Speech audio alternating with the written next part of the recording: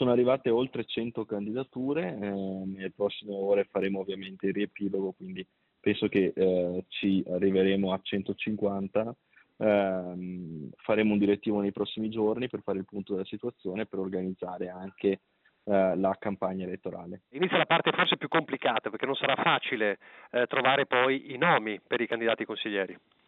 Beh, diciamo che è meglio abbondare di candidature e quindi questo denota sicuramente un partito florido, in crescita, con tantissimi amministratori che si mettono a disposizione. D'altra parte, dopo l'incontro degli amministratori di Treviso che abbiamo fatto qualche settimana fa, in cui abbiamo appunto riunito tutti gli amministratori del Veneto, c'era una forte sensazione che questo ci sarebbe verificato, quindi ben venga un numero alto di candidature, faremo del nostro meglio per valorizzare tutti coloro che hanno presentato la propria candidatura. Esperienza e innovazione sono due elementi fondamentali, ma quello che conta per un